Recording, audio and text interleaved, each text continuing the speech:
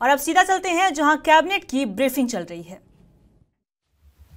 दूसरा प्रस्ताव स्वास्थ्य विभाग से राज्य के चिकित्सा महाविद्यालयों संस्थानों में नीट पीजी एग्जामिनेशन द्वारा चयनित उम्मीदवारों का स्नातकोत्तर चिकित्सा विज्ञान एवं पीजी एमडीएस में नामांकन हेतु पात्रता निर्धारण के संबंध में।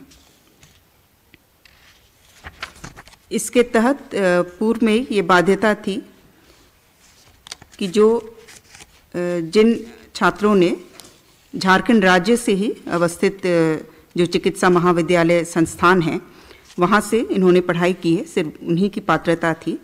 लेकिन वर्तमान में झारखंड राज्य के स्थानीय निवासी एवं राज्य सरकार में सेवारत चिकित्सक भले ही वे राज्य के बाहर के चिकित्सा महाविद्यालय संस्थान से एमबीबीएस बीडीएस की परीक्षा उत्तीर्ण हो, वो राज्य कोटा के पीजी सीटों पर नामांकन के पात्र होंगे।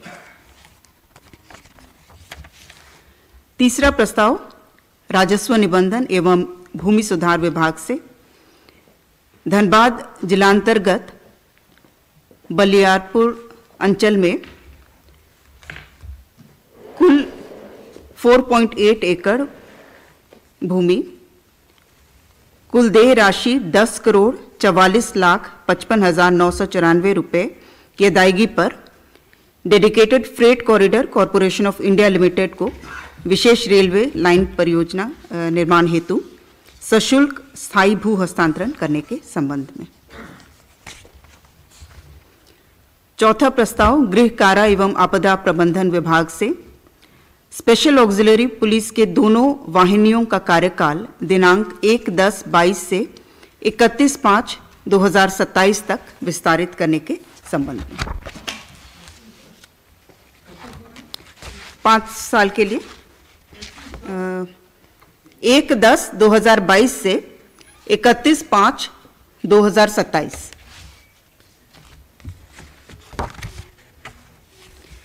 पांचवा प्रस्ताव उच्च एवं तकनीकी शिक्षा विभाग से राजकीय पॉलिटेक्निक आदित्यपुर के नए भवन निर्माण कार्य से संबंधित प्राक्कृत राशि रुपये 27,63,91,300 मात्र की योजना की स्वीकृति के संबंध में। कुल राशि 27,63,91,300। यह राजकीय पॉलिटेक्निक आदित्यपुर। छठा प्रस्ताव भी उच्च एवं तकनीकी शिक्षा विभाग से सिद्धू कान्हू मुर्मू विश्वविद्यालय दुमका के अंतर्गत नवस्थापित डिग्री एवं महिला महाविद्यालयों में प्राचार्य, सहायक प्राध्यापक एवं शिक्षकेतर कर्मचारियों के पदों के सृजन तथा महाविद्यालयों में संकाय की स्वीकृति के संबंध में। इसमें जो महाविद्यालय शामिल हैं, महिला महाविद्यालय मधुपुर,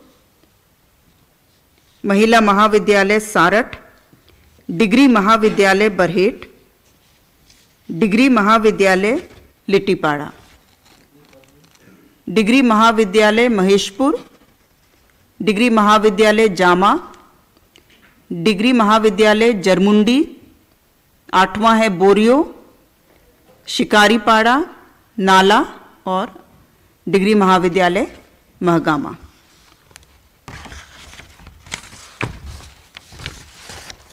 सातवां प्रस्ताव उच्च एवं तकनीकी शिक्षा विभाग से बीआईटी सिंदरी के परिसर में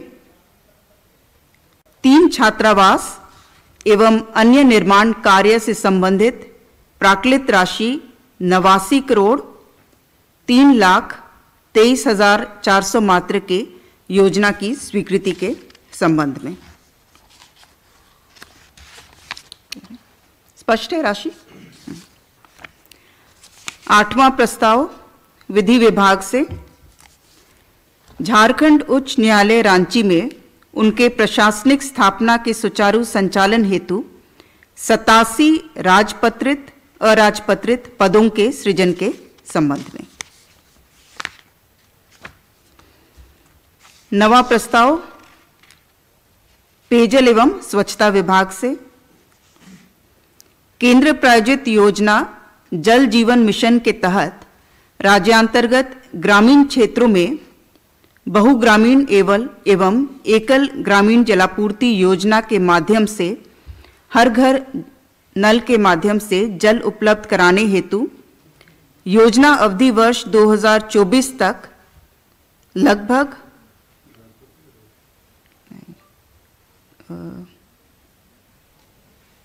ये है 28,000 करोड़ में राज्यांश की समानुपातिक राशि लगभग 16,012 करोड़ मात्र की योजना की सैद्धांतिक सहमति की घटनोत्तर स्वीकृति के संबंध में।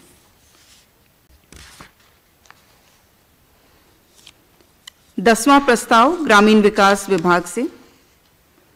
ग्रामीण विकास विभाग के अंतर्गत रांची जिलांतर्गत कांके रोड स्थित कृषि निदेशालय के उत्तरी छोर पर पलाश मार्ट का निर्माण हेतु वित्तीय वर्ष 2022-23 में झारखंड आकस्मिकता निधि से अग्रिम के रूप में स्वीकृत 4,40,15,400 मात्र पर घटनोत्तर स्वीकृति के संबंध में।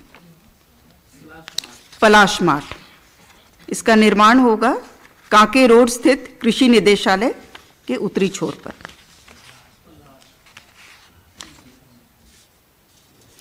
ग्यारहवां प्रस्ताव वित्त विभाग से। पेयजल एवं स्वच्छता विभाग द्वारा संचालित RIDF 28 के तहत 14 ग्रामीण जलापूर्ति योजनाओं के कार्यान्वयन के निमित्त नाबार्ड से 987 करोड़ 66,38,000 रुपये मात्र के ऋण राशि का आहरण करने तथा 20% मोबिलाइजेशन एडवांस के रूप में ऋण राशि उपलब्ध कराए जाने की स्वीकृति। 12वां प्रस्ताव वित्त विभाग से।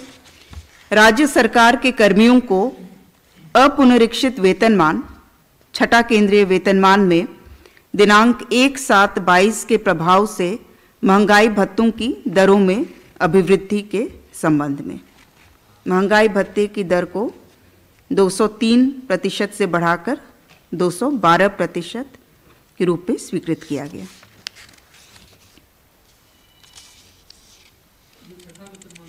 हाँ, ये छठा वाला है। राज्य सरकार के पेंशनधारियों पारिवारिक पेंशन भोगियों को अपुनरीक्षित वेतनमान, यह भी छठा केंद्रीय वेतनमान के अंतर्गत दिनांक 1/7/22 के प्रभाव से महंगाई राहत की दरों में अभिवृद्धि के संबंध में। 14वां प्रस्ताव राजस्व वित्त विभाग से। राज्य सरकार के कर्मियों को अपुनरीक्षित वेतनमान पंचम वेतनमान में दिनांक 1/7/22 के प्रभाव से महंगाई भत्ता की दरों में अभिवृद्धि के संबंध में ये 396% कर दी गई है। पहले 381% था, उसकी अभिवृद्धि करते हुए 396% स्वीकृत किया गया। 15वां प्रस्ताव वित्त विभाग से।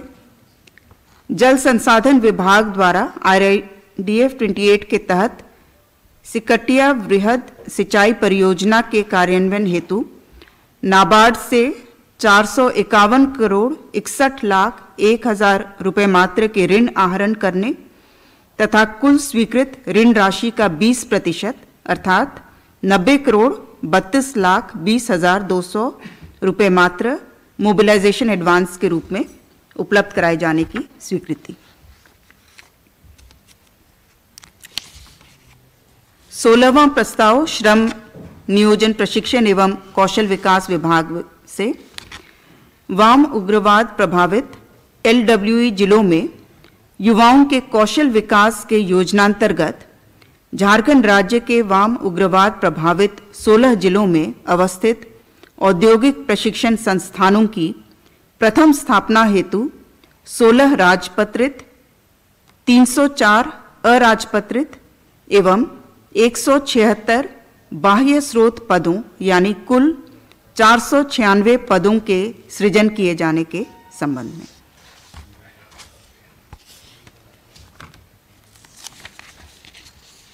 17वां प्रस्ताव नगर विकास एवं आवास विभाग से केंद्र प्रायोजित योजना अटल नवीकरण एवं शहरी परिवर्तन मिशन 2.0 अमृत 2.0 मिशन अंतर्गत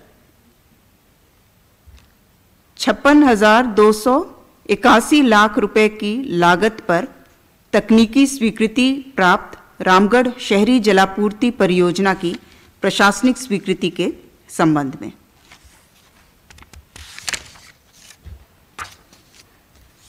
अठारहवां प्रस्ताव नगर विकास विभाग से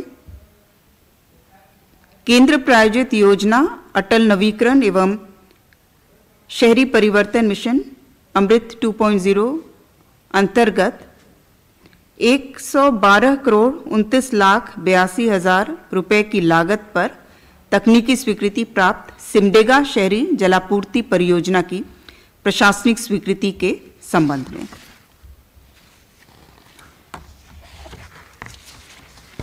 चार बहुत ही महत्वपूर्ण महत्वाकांक्षी नई योजनाएं हैं जिनका विधिवत लॉन्च शुरुआत 15 नवंबर को माननीय राष्ट्रपति महोदया द्वारा स्वयं किया जाएगा।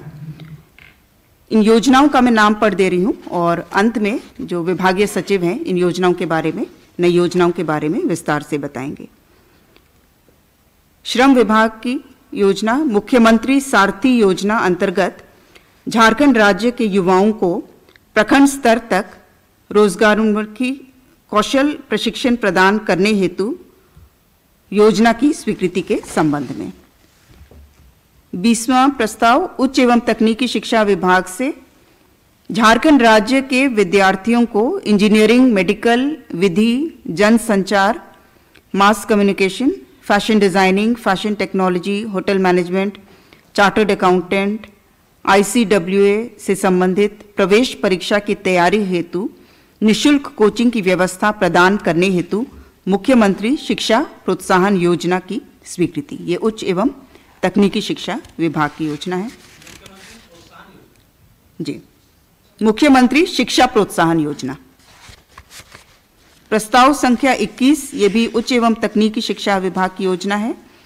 झारखंड राज्य के विद्यार्थियों को संघ लोक सेवा आयोग, झारखंड लोक सेवा आयोग, केंद्रीय झारखंड कर्मचारी चयन आयोग और विभिन्न भर्ती एजेंसियां जैसे बैंकिंग, रेलवे भर्ती बोर्ड आदि के द्वारा वर्ग A, B और C में भर्ती हेतु प्रतियोगिता परीक्षाओं की तैयारी कराने के उद्देश्य से निःशुल्क कोचिंग की व्यवस्था प्रदान करने हेतु एकलव्य प्रशिक्षण योजना की स्वीकृति। और 22वां प्रस्ताव उच्च एवं तकनीकी शिक्षा विभाग से झारखंड राज्य में गुरुजी स्टूडेंट क्रेडिट कार्ड योजना को लागू करने के संबंध में। तो इन चारों योजनाओं के बारे में विस्तार से अंत में बताया जाएगा।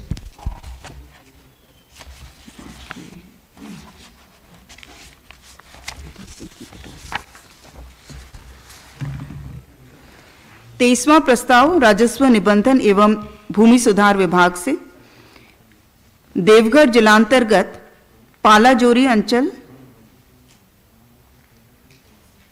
के मौजा खुन में अंतर्निहित कुल रकबा 33.44 एकड़ भूमि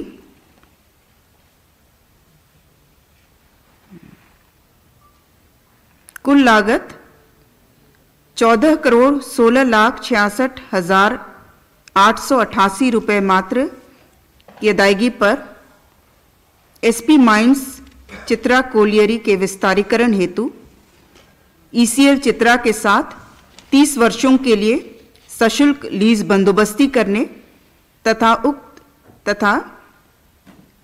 प्रस्तावित गोचर भूमि के प्रतिपूर्ति हेतु देवघर जिलांतर्गत अंचल पालोजोरी के मौजा मुर्गाबनी में कुल 28.23 एकड़ गोचर अधिसूचित करने के संबंध में।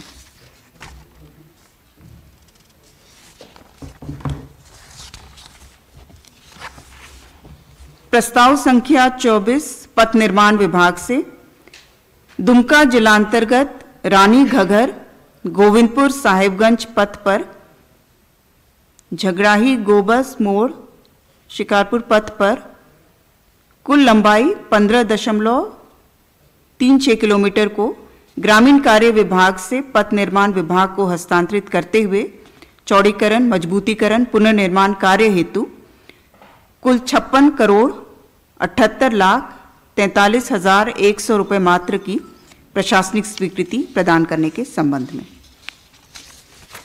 प्रस्ताव संख्या 25 योजना एवं विकास विभाग से झारखंड इकोनॉमिक सर्वे 2022-23 एवं fiscal policy strategy statement and mid term fiscal plan for the year 2023-24 तैयार करने हेतु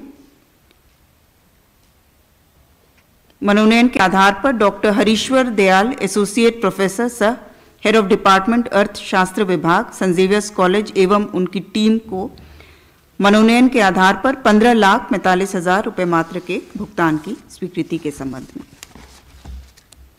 प्रस्ताव संख्या 26 गृह कारा एवं आपदा प्रबंधन विभाग से वर्ष 2022 में मॉनसून का आगमन विलंब से होने के फलस्वरूप फसल आच्छादन में कमी होने के कारण झारखंड राज्य के 22 जिलों के 226 प्रखंडों को सूखाग्रस्त घोषित करने संबंधी निर्गत अधिसूचना की घटनोत्तर स्वीकृति के संबंध में।